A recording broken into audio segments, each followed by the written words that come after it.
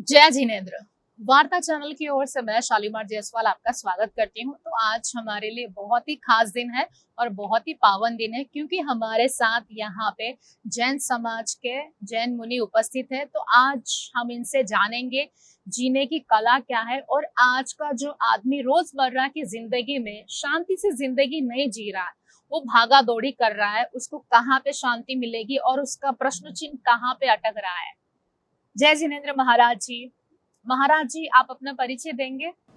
मानवता के कल्याण के लिए और स्वयं के जीवन के कल्याण के लिए संत बने हुए हैं ललित प्रभ महाराज। आप हैं मुनिश्री शांतिप्रिय सागर जी महाराज, और हमारे एक और संत हैं राष्ट्र संत पूज्य श्री चंद्रप्रभ जी महाराज।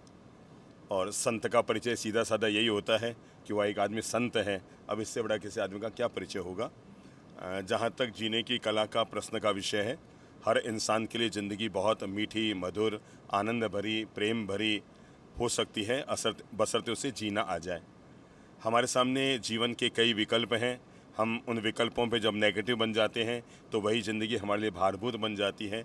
जब हम उन्हीं विकल्पों के लिए पॉजिटिव बन जाते हैं, ज़िंदगी मीठी बन जाती है। एक आदमी अकेला है, उसके पास सोचने के दोनों विकल्प हैं। ओहो, मैं काफ़ी अकेला हूँ, क्या कर पाऊँगा। सोचने का दूसरा विकल्प है, नो प्रॉब्लम, मैं अकेला ही काफ़ी हूँ। जब हम पॉजिटिव सोचते हैं तो हम शक्तिमान बन जाते हैं और सर्वशक्तिमान हमारे साथ हो जाता है। और जब हम नेगेटिव बनते हैं तो हमारी शक्तियाँ भी हमारे हाथ से निकलनी शुरू हो जाती हैं। हम एक घटना कहा करते हैं कभी कभी कि 1 जनवरी को सुबह सुबह एक आदमी उठा और डायरी का पन्ना लिखने लगा और पहले पेज में लिखा, मेरा पिछला वर्ष बिल्कुल बेकार गया। हे भगवान, इतना बुरा वर्ष जीवन में वापस मत देना। मैं इस जीवन के बुरे वर्ष को भी भूल नहीं सकता हूँ। इस वर्ष में मैंने इतना नुकसान पाया जिसकी हद नहीं। मेरा एक्सीडेंट हुआ, मेरी कार चकनाचूर हो गई। ये तो संयोग की बात है, मेरे पाँव की हड्डी टूटी और मैं बच गया। मेरी पत्नी बेडरूम में थी और बेडरूम में जो पंखे के ऊपर सीलिंग लगा हुआ था, पीओपी का भारी सीलिंग था, और पता नहीं संयोग से पत्नी का उस समय उठना हुआ और वो गिरना हुआ, नहीं तो मेरे पत्नी के प्राण निकल जाते। मेरा बेटा 3 मंजिल से गिर गया। ये तो गनीमत है कि उसके पाँव की हड्डी टूटी और वो बच गया। भगवान, ये वर्ष मेरा बहुत ख़राब गया, रोज़ कोई ना कोई दिक्कत आती रही। अगले दिन पत्नी ने वो डायरी पढ़ी, उसने वो पन्ना फाड़ दिया और नया पन्ना लिखा, परमात्मा शुक्राना। क्या है? ज़िंदगी शिकायत से जियो कि शुक्राना से जियो। उसने लिखा, परमात्मा आपके प्रति शुक्राना, ये आपकी मेहरबानी रही कि जो कार चकनाचूर हो गई थी उसमें मेरे पति जीवित रहे। मैं जीवन भर आपकी आभारी रहूँगी। भगवान, मैं आभारी हूँ कि वो जो पीओपी के सीलिंग नीचे आके गिरी, अगर वो 1 सेकंड बाद गिरते तो मेरे प्राण निकल जाते। परमात्मा, मैं जीवन भर आपकी आभारी रहूँगी। और मेरा बेटा 3 मंजिल से नीचे गिरा, अगर उसकी रीढ़ की हड्डी टूट जाती या और कुछ हो जाता तो उसका शरीर पूरा असंतुलित हो जाता। तो उन्हें पाँव की हड्डी तोड़कर बात खत्म कर दी। हमारे पास किसी भी लाभ और नुकसान को देखने के 2 ही विकल्प हैं। या तो हम आह आह करें तो हम दुखी हो जाएंगे, या हम वाह वाह करें तो हम सुखी हो जाएंगे। एक ही विकल्प है। अगर आपको कोई आदमी हर समय मुस्कुराता हुआ नज़र आ रहा है तो ये मत सोचिए उसके जीवन में कोई दुविधा नहीं है। दुनिया में ऐसा कोई है ही नहीं जिसके जीवन में समस्या ना हो और दुविधा ना हो। अगर वो मुस्कुराता नज़र आ रहा है, इसका मतलब ये है दुविधाएं तो उसके जीवन में हैं, पर थिंकिंग को उसने पॉजिटिव बना रखा और आराम से जी रहा है। प्रभु जी, दर्पण में मुख और जीवन में सुख दिखता तो है, लेकिन क्या सही में होता? जीवन एहसास पे चलता है। आप कौन से एहसास से गुजर रहे हैं। हम जिनके साथ जी रहे हैं, अगर हमें जीना अच्छा तरीके से आ जाए तो हम जिनके साथ जी रहे हैं वे हमारे लिए बहुत सुखावह हो सकते हैं। कई बार ऐसा होता है कि कुछ लोग हमसे बहुत दूर होते हैं पर मन के हमारे बहुत नज़दीक होते हैं, और कुछ लोग हमारे साथ हमारे बेडरूम में होते हैं पर मन से बहुत दूर हो जाते हैं। तो दूरियां ज़मीन की कम होती हैं, दूरियां मन की ज़्यादा होती हैं। ये जो बात कही जाती है कि दर्पण में मुख और दुनिया में सुख, ये दिखता है पर होता नहीं है। मानता हूँ कि सुख सुविधाएं तो बदलती रहती हैं, पर भीतर का जो आनंद है ना, सुकून है, ये आदमी खुद तय करता है कि मुझे कितना जीना है। कोई जंगल में आदमी मस्त फ़कीर है, अकेला पेड़ के नीचे सोया है, हो सकता है उसके पास कोई सुविधा नहीं है, न तो उसके पास महंगी कार है, न मकान है, न दुकान है, न गहने हैं, न जवरात है, न खाने पीने का साधन है, न बीवी बच्चे हैं, फिर वो आदमी बहुत सुकून में जी सकता है। सुकून से जीने के लिए मन की दशा चाहिए, बाहर की आदमी को आवश्यकता नहीं चाहिए। हमको जीवन जीने के लिए कब ये बोध होता है कि अपने कौन है, पराये कौन है? ये हमको कब पता चलता है कि जीवन के किस क्षण में कि अपने कौन है, पराये कौन है? कब हमको बोध होता है इसका? कुछ लोग होते हैं जो दूसरों को ठोकर खाते देख के सुधरते हैं। कुछ लोग होते हैं जो खुद ठोकर खा के सुधरते हैं और कुछ लोग होते हैं जो ठोकरें खाते रहते हैं पर अपने जीवन में बोध दृष्टि प्राप्त नहीं कर पाते हैं। दुनिया में पराया और अपने का तो सीधा साधा आदमी के मन पर निर्भर है। अगर हम सबके प्रति मैत्री का भाव रखते हैं, मित्ति में सबो भूयसु का भाव रखते हैं, हमारी सबसे मैत्री है। ज़रूरी थोड़ी है कि जो हमारी प्रशंसा करे हम उन्हीं की प्रशंसा करें। हमें उसकी प्रशंसा नहीं करनी चाहिए जो हमारी प्रशंसा कर रहा है, हमें उनकी प्रशंसा करनी चाहिए जो वास्तव में प्रशंसनीय है। हम प्रायकर उसे चाहते हैं जो हमें चाह रहा है, हम उससे अच्छा बताते हैं जो हमें अच्छा बता रहा है, हम उसके लिए पॉजिटिव बोलते हैं जो हमें पॉजिटिव बता रहा है। एक दिन सामने वाला हमारे लिए नेगेटिव बोलेगा तो हम भी उसके लिए नेगेटिव बोलना शुरू कर देंगे। तो एक बात मान कर चलिए कि सामने वाले की दशा और दिशा क्या है ये वो तय करेगा, लेकिन हम सबके प्रति मैत्री भाव रख सकते हैं। जैसे हम हैं, हमारे किसी से कोई दूरी नहीं है, तनाव नहीं है, नेगेटिविटी नहीं है, सबसे सकारात्मक हमारा व्यवहार है। और जो व्यक्ति सबके साथ सकारात्मकता रहता है, जीवन जीने के छोटे छोटे 5 मंत्र ले लो, जीवन में हर काम सजगता से करो, उसका जो परिणाम आ जाए उसे सहजता से स्वीकार करो। आपने सजगतापूर्वक काम किया, विवेकपूर्वक बोला, अब किसी बात के बिगड़ने का योग था और वो बिगड़ गई तो उसके लिए जो होगा सो देखा जाएगा। अगर आप बोलने में लापरवाह थे, भले उसका परिणाम अच्छा आया कि बुरा आया, आप दोषी हो गए, पर आपने बहुत विवेकपूर्वक, प्रज्ञापूर्वक, तौल कर, सोच कर, मनोमंथन करने के बाद अपनी बात व्यक्त की है। अब उसके बाद भी अगर उस बात के बिगड़ने का योग था तो था, उसका तो अपन क्या करेंगे। तो नंबर 1 सजगतापूर्वक काम करो। नंबर 2 उसका जो परिणाम आ जाए उसे सहजता से ले लो। नंबर 3 जीवन में याद रखो और वो है समरसता से जियो। नंबर 4 हमेशा प्रसन्नता से जियो, जो है उसको सहज। अगर व्यक्ति इन छोटे छोटे सद्गुणों को जीवन में स्वीकार कर लेता है, जिंदगी बहुत मीठी मधुर बन सकती है उसकी। आजकल हम लोग आपने देखा, माँ का स्थान घर में नहीं है। जो माँ हमको 9 महीने कोख में रखती है, आज उसका स्थान हमारे घर में नहीं है। जबकि आपका घर बहुत आलीशान है, 10 कमरे हैं, गाड़ी बंगला सब कुछ है, लेकिन माँ का स्थान वहां पे नहीं है। आजकल अनाथ आश्रम में हमारी माएं वहां पे अपनी जिंदगी गुजार रही है।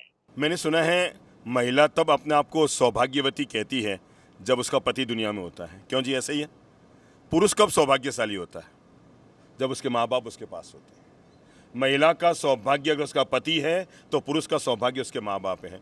इसलिए दुनिया में अगर कोई व्यक्ति अपने माँ बाप से जुदा हो रहा है, माँ बाप से दूर हो रहा है, माँ बाप के प्रति नकारात्मक नजरिया अपना रहा है, तो मान कर चलें मेरी नज़र में दुनिया का सबसे अमीर आदमी वो नहीं है जिसके पास धन बहुत ज़्यादा है। अभी आप गूगल में सर्च करेंगे कि दुनिया के सबसे अमीर क्या है तो कई नाम आ जाएंगे। इंडिया में सर्च करेंगे तो अडानी अंबानी जैसे नाम आने शुरू हो जाएंगे। पर मुझे कोई पूछे कि दुनिया का सबसे संपन्न, सबसे अमीर आदमी कौन है, वो आदमी दुनिया का सबसे बड़ा बादशाह है जिसके माँ बाप उसके पास है। इसलिए ज़िंदगी में आदमी को ये दौलत तो कभी खोनी नहीं चाहिए। हर हालत में दुनिया में याद रखना, लॉयंस क्लब का मेंबर बनना सरल है, रोटरी क्लब का मेंबर बनना सरल है, समाज का मेंबर बनना सरल है, किसी समिति का मेंबर बनना सरल है, पर घर का मेंबर बनकर और अपने माता पिता का पूरा ध्यान रखना ये आदमी के लिए बहुत मुश्किल है। और मेरी नज़र में हर किसी व्यक्ति को अपने घर में रहे हुए इस पुण्य को जीवन भर याद रखो। पत्नी भगवान का दिया हुआ उपहार है, पत्नी भगवान का दिया हुआ उपहार है, उसे खूब प्रेम दीजिए। पर जीवन भर याद रखिए माँ बाप उपहार में आए हुए भगवान हैं, उनका खूब ध्यान रखिए, उनकी खूब सेवा कीजिए। वो तो भगवान का उपहार है और ये भगवान ही है। अब जिनमें विवेक है वो अभी भी अपने माता पिता का पूरा ध्यान रखते हैं, और जिनमें विवेक नहीं था, कल भी श्रवण कुमार थे और कल भी कंस थे, आज भी श्रवण कुमार हैं और आज भी कंस हैं। पर मेरी नज़र में हर आदमी को अपने माता पिता के सेवा, शुश्रूषा, संरक्षण, हर व्यक्ति को 3 काम तो करने ही चाहिए। अपनी कमाई का एक हिस्सा, अगर आपकी कमाई पर आपकी पत्नी का हक है तो आपकी कमाई पर आपके माँ बाप का भी हक है, 100% हक है। और अपनी कमाई का एक हिस्सा अपने माता पिता को जरूर सुपर्द करना चाहिए। हमने तो लाखों लाख लोगों को ये नियम दिलाया कि महीने में 2100 रुपया, महीने में 51 रुपया अपने दादा दादी मम्मी पापा को समर्पित करो। 3 काम होंगे, इससे उनके मन को खुशी मिलेगी, घर में प्रेम मिठास घुलेगा और आपका घर। एक बात तय है बहन, अगर आप अपनी दादी सा को 2100 रुपये ले जाकर देंगे, न तो वो लिपस्टिक लाएगी न वो चिपस्टिक लाएगी, वो कोई जीव दया का काम करेगी, कोई मानवता का काम करेगी, कोई सेवा का काम करेगी। उसके मन मन में कभी नहीं आएगा मैं कोई सोने की चूड़ी ले आऊँ। अब 80 साल की बूढ़ी क्या करेगी धन का? तो आपने अगर धन दिया है अपने माता पिता दादा दादी को, तो वो धन हमेशा सकारात्मक, सेवापरक, मानवीय कल्याण से जुड़े हुए जीव दया के काम में खर्च होगा। इसलिए दुनिया में रहने वाले हर व्यक्ति को अगर वो 10,000 रुपये महीना भी कमा रहा है तो उसका कम से कम 2%, 200 रुपया तो अपने माता पिता को जरूर देना चाहिए। आजकल की जिंदगी का जद्दोजहद आप देख सकते हैं कि वो अपने सुख से सुखी नहीं है। अब जैसे मेरे पास स्कूटर है, सामने वाले के पास कार है, उसके पास बिल्डिंग है, तो अपने जीवन से वो संतुष्ट नहीं है। सरल जीवन उनको क्या है समझ में नहीं आ रहा। तो जीवन सरल कैसे बनाए और जीवन की संतुष्टि किसमें है? अमेरिका में लाइट जाती है तो लोग पावर हाउस फोन करते हैं। जापान में लाइट गुल हो जाए तो लोग फ्यूज चेक करते हैं। वो पावर हाउस फोन नहीं करते, वो कहते हैं हमारा पावर हाउस खराब हो ही नहीं सकता, फ्यूज खराब हुआ है।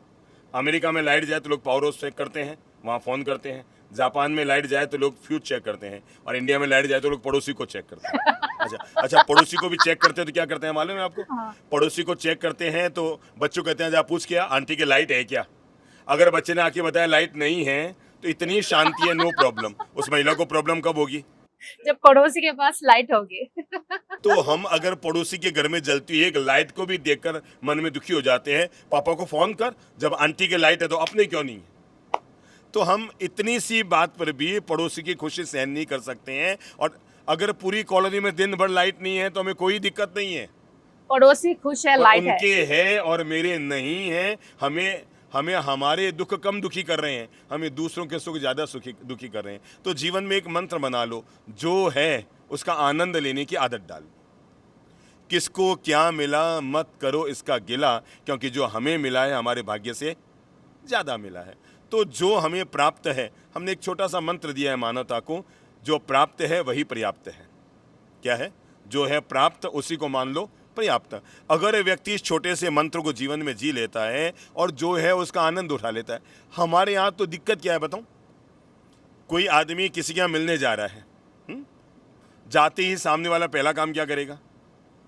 चाय पानी पूछे। नहीं, ये तो बहुत बात की बातें हैं। जाते ही पहले पूछेगा भाभी जी नहीं आए? अरे भाई, हम तुम्हारे लिए 20 किलोमीटर बेचारा वो गाड़ी चला कर लाया है, और 1 घंटा रास्ते में हैदराबाद में चलते उसने खराब किया है, और घर पहुंचा है, पसीना भी उसका नहीं सूखा है, उससे पहले तुम्हारे मुंह से सुनता है भाभी जी नहीं आए। मतलब उसको लगता है मुझे भाभी जी को भेज देना था और मुझे घर पे रह जाना था। अच्छा, उसके मन में आता ये है अगर मैं ले आता तो करता क्या, पहले तो ये बता। तो हमारी एक आदत है, जो है हम उसका आनंद कभी नहीं लेते हैं, जो नहीं है हम उसका रोना रोते रहते हैं। एक महिला के अगर 5 बच्चे हैं और एक बच्चा ऊपर चला गया है संयोग से, वो महिला जीवन भर पीछे रहे हुए बच्चों का कभी उपयोग नहीं करेगी। जो बच्चा चला गया उसके लिए कहेगी वो मेरे हीरे जैसा बेटा था, वो मेरे हीरे जैसा बेटा था, वो मेरे हीरे जैसा बेटा था। इस दुनिया में 3 लोग अच्छे होते हैं। नंबर 1 जो पैदा नहीं हुए हैं, नंबर 2 जो पैदा होकर चले गए हैं, नंबर 3 जिनको हम जानते नहीं हैं। इसके अलावा कोई अच्छा आदमी होता है क्या बताओ?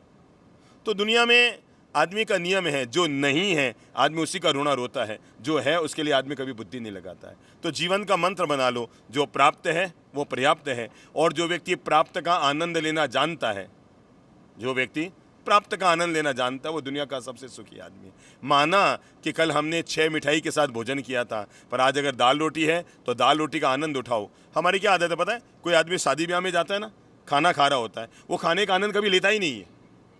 वो पिछली शादी की चर्चा करता है, वहाँ गए थे ना, वहाँ वाली आइसक्रीम बड़ी जोरदार थी, तुम थे क्या वहाँ पर? हाँ याद है ना, वो वाली आइसक्रीम। मतलब क्या गजब का आदमी है। तुम्हारे सामने 56 व्यंजन हैं, तुम उन व्यंजनों को तो पानी कर रहे हो, और कल जो खाए हो। आदमी की आदत है, या तो वो कल में जीता है या कल में जीता है, या तो पिछला कल या आने वाला कल। जिंदगी का आनंद वो लेता है जो वर्तमान में जीता है। तो जो है, जैसी व्यवस्था आज मिली है, व्यक्ति अगर आनंद उठाना सीख ले, वो दुनिया का सबसे सुखी आदमी हो जाए। आप आजकल देख सकते हैं ट्रेंड चल रहा, युवा उनके कपड़े, कल्चर चेंज हो रहा, संस्कृति चेंज हो रही, परंपरा चेंज हो रही। अब ये जीने की कला, क्या युवा इसका लाभ ले रहे? क्या वो लोग आ रहे? हाँ। आप कभी भी आके देखो, यहाँ सत्संग में हजारों युवक आते हैं। आप सोचिए, केवल हैदराबाद हमारे इस प्रवास में 50 दिनों में सैकड़ों लोग ऐसे हैं जिन्होंने बुरी आदतों का त्याग किया है, गुटखे का त्याग किया है, शराब का त्याग किया है, सिगरेट का त्याग किया है। आदमी को अच्छे विचार बदल सकते हैं। जैसे विचार हैं वैसे ही तो आदमी का आचार होगा ना। जैसा विचार वैसा वचन, जैसा वचन वैसा व्यवहार, और जैसा व्यवहार वैसा आदमी का जीवन आचार। तो ऐसा नहीं है कि तभी लोग अच्छे थे और आज लोग अच्छे नहीं हैं, ऐसा नहीं है। आज भी बहुत अच्छे लोग हैं और मैं तो इस बात के लिए अनुमोदना करता हूँ, जितनी अच्छी आज की युवा पीढ़ी है, जितनी धार्मिक आज की युवा पीढ़ी है, जितना पुण्य, दान, तप, संयम, धर्म, आराधना, पूजा पाठ, मंदिर, तीर्थ, जितनी काम आज की युवा पीढ़ी करते हैं, मैंने 60 साल की ज़िंदगी पूरी कर ली है। मैंने कल उस समय युवाओं को इतना धार्मिक होते हुए, आज आप किसी तीर्थ में जाओ ना, लाखों युवक आपको मिल जाएंगे पूजा करने के लिए, आराधना करने के लिए। हाँ, मैं ये जरूर कहना चाहूँगा कि हर युवक जितना अच्छा धार्मिक बनता है, अपना नैतिक जीवन और निजी जीवन भी उतना ही पवित्र बनाकर रखे। इससे उसका धर्म शुभ परिणाम देगा। नहीं तो दोहरी जिंदगी हो जाती है कि धर्म पर जाकर तुम बहुत अच्छे बन जाते हो और दुनिया में जाकर वापस वही हो जाते हो, तो ये ठीक नहीं है इंसान के लिए। महाराज जी, धर्म क्या है और समाज क्या है, दोनों का एंगल कैसा रहेगा? धर्म व्यक्ति को एक आदर्श जीवन जीने का मार्ग देता है। धर्म का सीधा साधा मतलब है मानवता की मुंडेर पर मोहब्बत का वो जलता हुआ चिराग है, जो इंसान को खुद भी सुखपूर्वक जीने का मार्ग देता है और दूसरों को भी सुखपूर्वक जीने की व्यवस्था देता है। भगवान महावीर ने एक वाक्य कहा था, जियो और जीने दो। इस वाक्य का मतलब ही यही है, तुम सुख से जियो और दूसरों को सुख से जीने की व्यवस्था दो। अगर तुम्हारे पास कोई व्यवस्था है, उपक्रम है, अपनी हेल्प, अपना सहयोग उस आदमी को जरूर समर्पित करो जो परमात्मा ने तुम्हें दिया है। तो आदमी को अपने पास जो प्राप्त है वो औरों के लिए जरूर करना चाहिए। दुनिया में दो तरह के लोग होते हैं, कुछ होते हैं सारथी, कुछ होते हैं स्वार्थी। महाभारत में दो पात्र हैं, एक भगवान श्री कृष्ण और एक शकुनी। दोनों ने पूरे महाभारत में एक ही काम किया। भगवान श्री कृष्ण ने इसलिए वो भगवान बन गए क्योंकि वो सारथी बनकर रहे, और शकुन इसलिए शकुनी बन गया क्योंकि वो स्वार्थी बनकर रहा। दुनिया में इंसान को सारथी बनना चाहिए, स्वार्थी नहीं बनना चाहिए। ये आजकल आप देख सकते हैं यहाँ पे संयुक्त परिवार बहुत कम है। पहले एक पिताजी कमाते थे, 10 बेटे रहते थे और आराम से खाते थे। अब 10 बेटे कमाते हैं लेकिन एक पिताजी नहीं खा सकते। संयुक्त परिवार आजकल लुप्त हो गया। एक तो संयुक्त परिवार के नाम पर इतना छोटा परिवार हो गया है, कहाँ से तो युक्त करें, कहाँ से संयुक्त करें। मतलब एक बच्चा खींच तान कर घर में 2 बच्चे बस, तो परिवार तो बहुत छोटा हो गया है। छोटा परिवार होना बुरी बात नहीं है, परिवार छोटा हो पर दिल आदमी का बड़ा होना चाहिए। पहले लोगों के मकान कच्चे होते थे पर दिल बहुत सच्चे होते थे। अब लोगों के मकान तो बड़े हो गए हैं पर दिल छोटे हो गए हैं। इस छोटे दिल का परिणाम ये निकला। पहले आपको, हमें खुद को याद है ना, हम हमारे घर में 5 भाई थे, काका, बाबा, बड़े पापा, छोटे पापा, चाचा, चाची, पता नहीं घर में हर समय मेला मचा रहा है। ऐसा लगता था 25-40 लोग तो हर समय घर में है ही, जब देखो तब। और मकान छोटे से होते थे, घुल मिल के सोया करते थे। बच्चे बच्चे एक जगह सो गए हैं, बड़े बड़े एक जगह सो गए हैं, और गर्मी में छतों पे जाके सो जाया करते थे। वो अपनापन एक अलग ही था, वो खुशी। तो ऐसे बहन, उस समय जो दादी माँ अपने हाथ से लकड़ी के चूल्हे पर और मिट्टी के तवे पर वो जो रोटी बनाकर अपने हाथ में देती थी, एक बात तय है, पिज्ज़ा का बाप भी वो स्वाद तो दुनिया में नहीं दे सकता, है ना। जो लाड़ का, जो मर्यादा का, जो प्यार का, जो प्रेम का, जो मोहब्बत की, जो मिठास की रोटियां उस समय अपन लोगों ने खाई है। इसलिए ये बात तो स्वीकार कीजिए, आज इंसान के पास सुख बहुत बड़ा है पर इंसान के पास तब सुकून बहुत ज़्यादा था।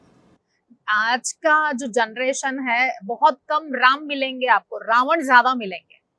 आज के जो जनरेशन में है, मर्यादा पुरुषोत्तम राम की छवि बहुत कम दिखेंगे आपको। हम लोग क्या है, नेगेटिव चीज को बहुत हावी ले रहे, पॉजिटिव चीज को हम जल्दी कैच नहीं कर रहे। क्यों? क्या हमारी शिक्षा है उसके ऊपर, या हमारे संस्कार है, या हमको जीने की कला से हम अनभिज्ञ हो गए? तब भी भले लोग थे, आज भी भले लोग हैं। आज भी दुनिया में भलाई करने वालों की कमी नहीं है। ये आसमान अगर बिना खंबे खड़ा है तो मान कर चलो दुनिया में कुछ भले, अच्छे, पॉजिटिव काम करने वाले लोग हैं जिनके भरोसे खड़ा है। अगर आज ये पूरा ब्रह्मांड चल रहा है तो दुनिया में 2 ही कौम हैं, भला करने वालों की कौम और बुरा करने वालों की कौम। सीधी सादी बात है, वे पुण्यवान और भाग्यशाली होते हैं जो हमेशा अपने हाथों से भलाई का शुभ काम किया करते हैं।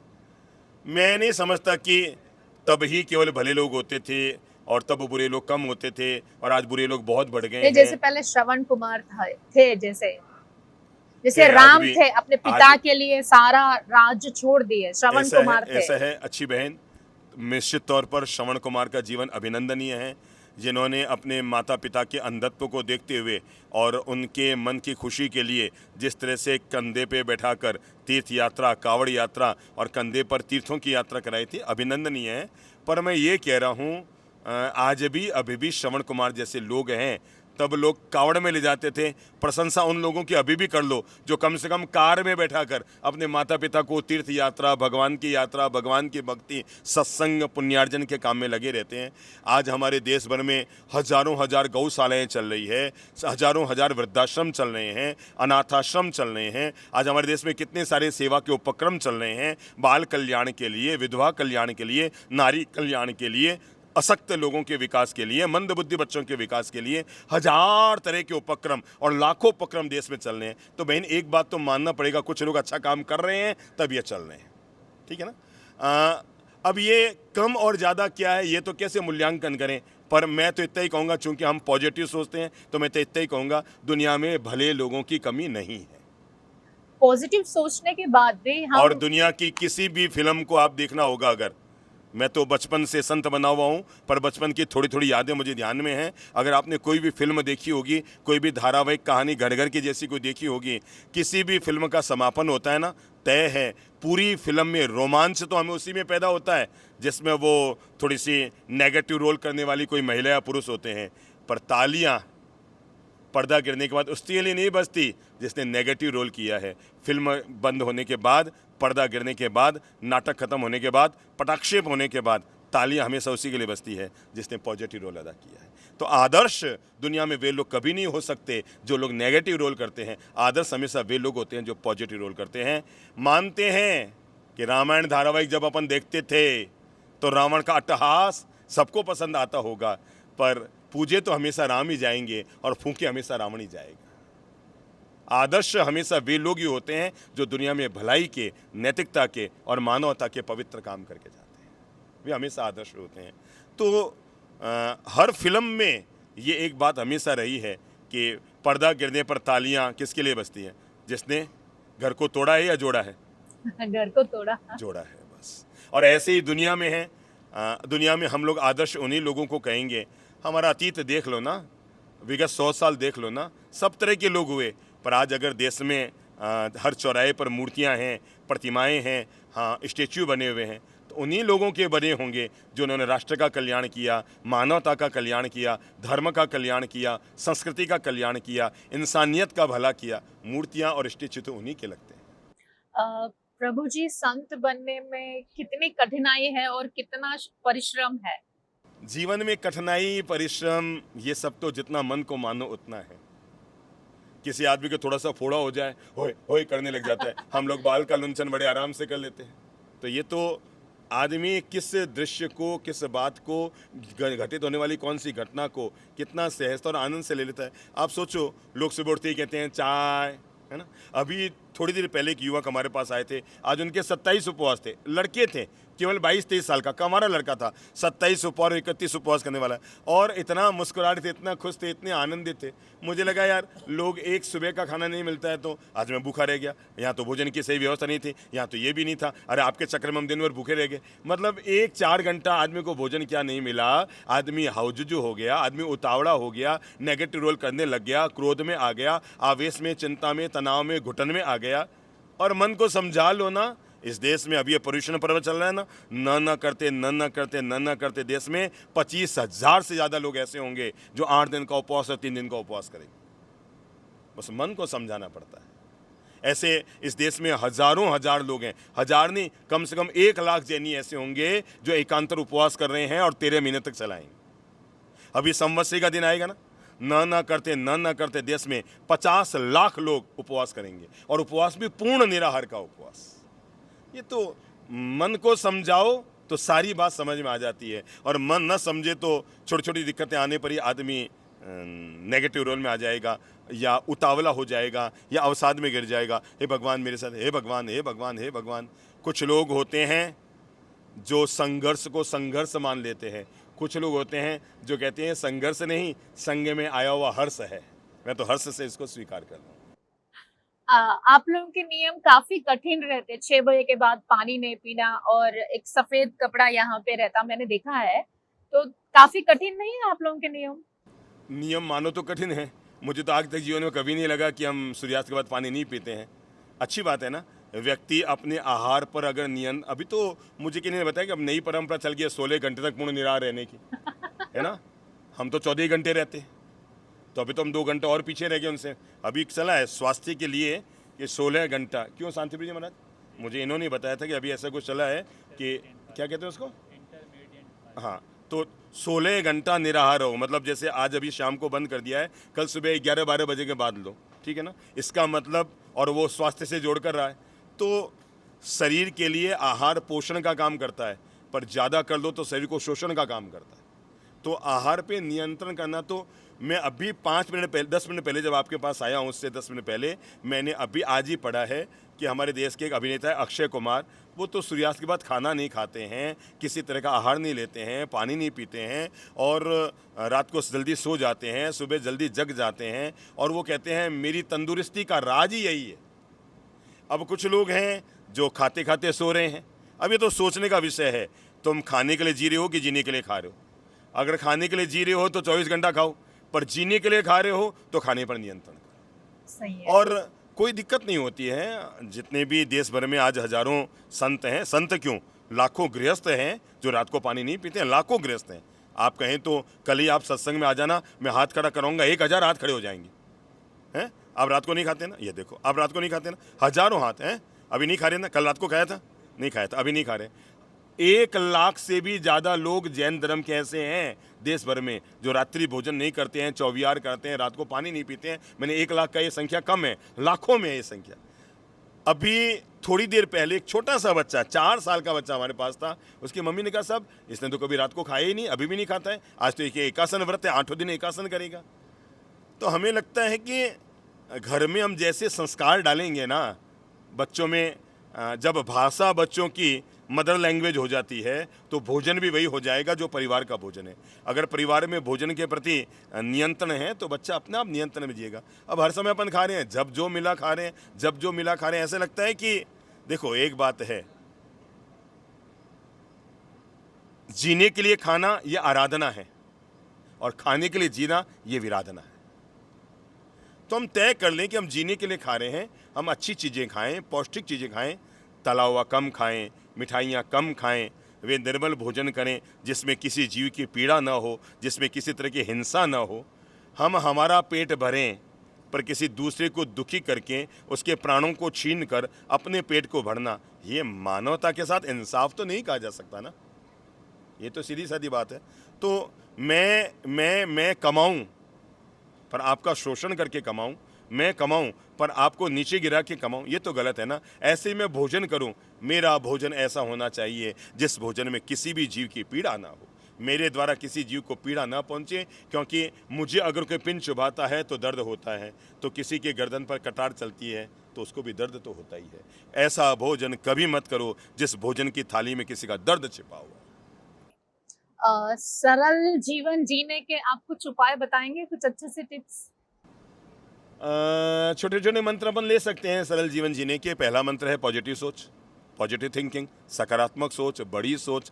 ये जीवन जीने का वो मंत्र है जो आपको हजार दुविधाओं से बाहर निकाल देगा। मानते हैं कि समस्याएं हर कदम पर खड़ी है, पर जिंदगी की बाजी वही जीतते हैं जिनकी सोच बड़ी है। मानते हैं दुनिया में ऐसा कोई नहीं जिसकी समस्या ना हो। हम कितना झेलते हैं, कितना मानते हैं, आदमी को हमेशा अपनी सोच को बड़ा रखना चाहिए, सकारात्मक रखना चाहिए। सकारात्मक सोच का व्यक्ति समाज में प्रेम घोलेगा, घर परिवार में मिठास घोलेगा। वो जहाँ जाएगा वहाँ के वातावरण को अच्छा और पॉजिटिव बनाने की कोशिश करेगा। वो अपने जीवन को भी बेहतर तरीके से जी पाएगा। तो मानवता के लिए वरदान बन सकती है उसकी बड़ी सोच।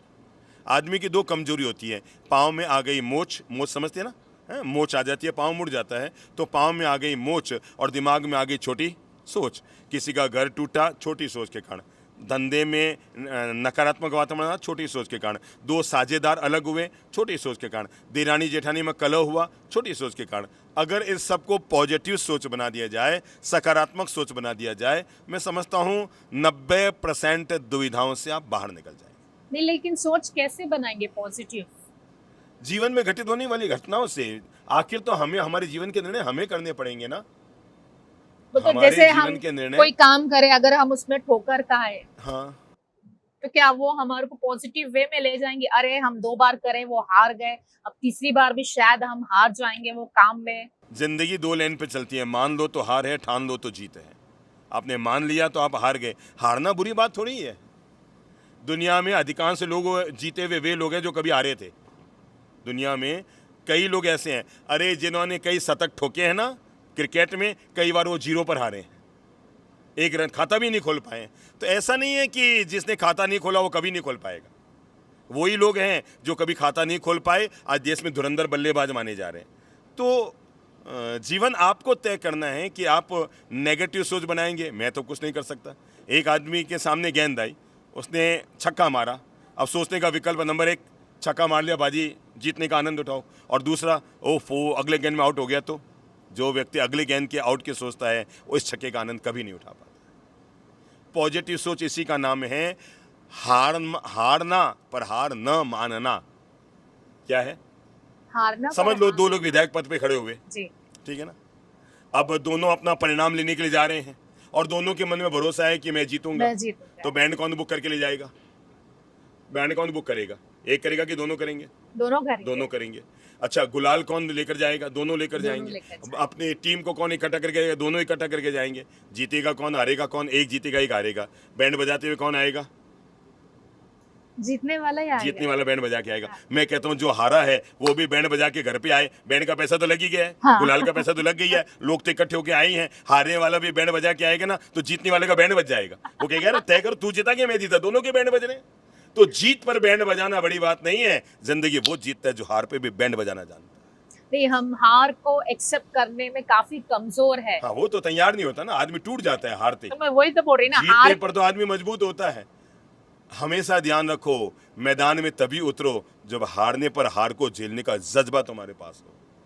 धंधे में तभी जाओ जब घाटा आने पर घाटे को झेलने की ताकत तुम्हारे पास हो। नफे पर तो मुस्कुरा रहे थे और घाटा लगते टाइम टाइम फिस हो गई, वो आदमी कभी धंधे में न जाए।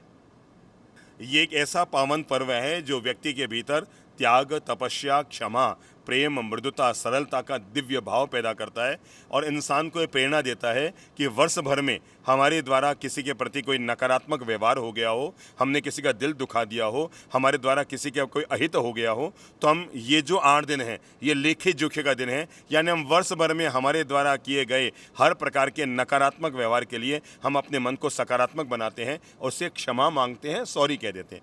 पर्युषण पर्व के 2 ही उद्देश्य है। नंबर 1 क्षमापना, नंबर 2 आलोचना। आलोचना कहते हैं इसको। आलोचना का मतलब दूसरों की आलोचना नहीं, खुद की आलोचना। आलोचना का मतलब है अपना, मतलब खुद का आत्मावलेखन। तो क्षमापना तो हम करते हैं अपने रिश्तों को मजबूत करने के लिए, कड़वाहटों को ख़त्म करने के लिए, दूरियां अगर आ गए उनको ख़त्म करने के लिए, रिश्तों में किसी प्रकार की दरार और तकरार आ गई दूर करने के लिए। और हम लोग आलोचना लेते हैं, जिसको हम आलोचना कहते हैं, वो हम लेते हैं मुख्यतः अपने आत्म का प्रायश्चित करने के लिए। उसको हम प्रायश्चित कहते हैं।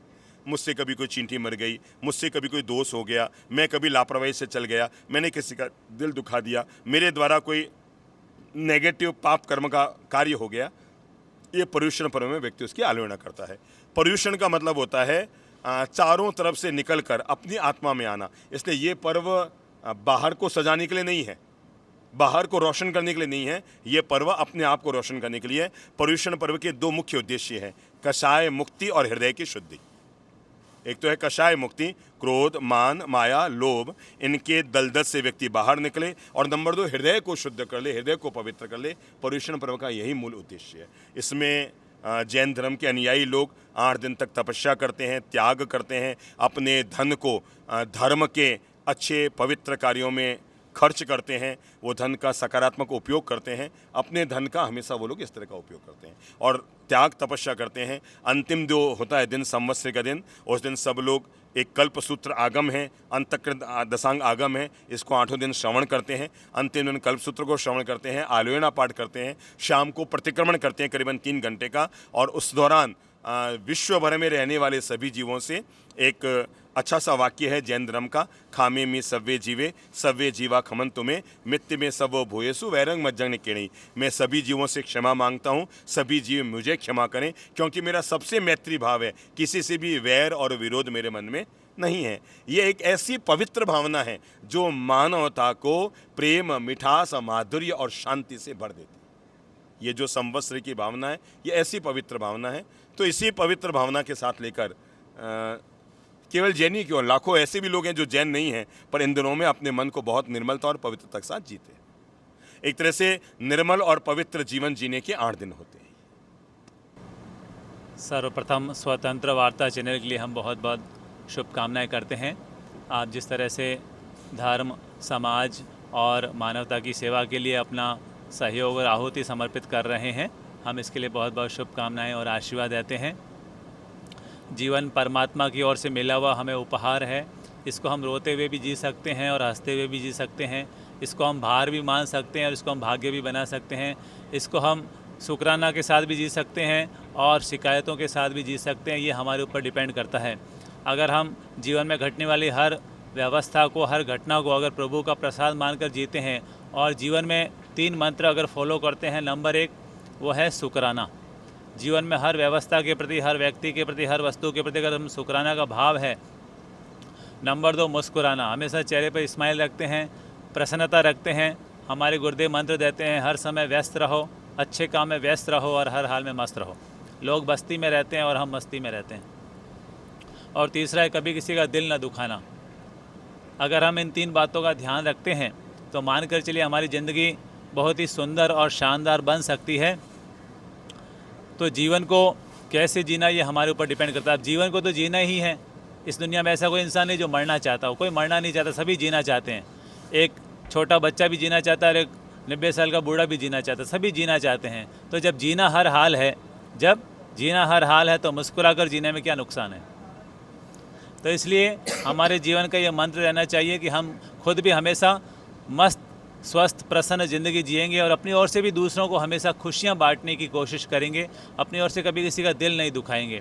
तो ये भगवान श्री महावीर के जीवन का, उनके धर्म संदेश का सार है। खुद भी सुख से जियो, प्रसन्नता से जियो, आनंद से जियो और दूसरों को भी अपनी ओर से हो सके तो सुख, शांति, आनंद देने की कोशिश करो। अगर किसी का भला कर सको तो अच्छी बात है, पर कभी भूल चूक किसी का बुरा मत करो। क्योंकि हम जो देंगे वही लौट के आएगा।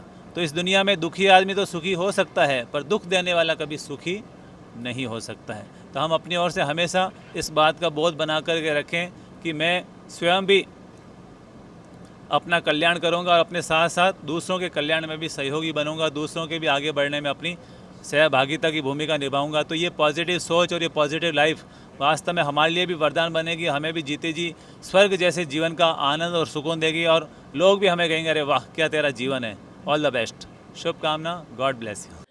अभी आपने देखा गुरुजी ने हमें बहुत ही अच्छी सीख दी है किस तरह से हमें जीवन जीना चाहिए और आनंदित जीवन कैसे जीना चाहिए।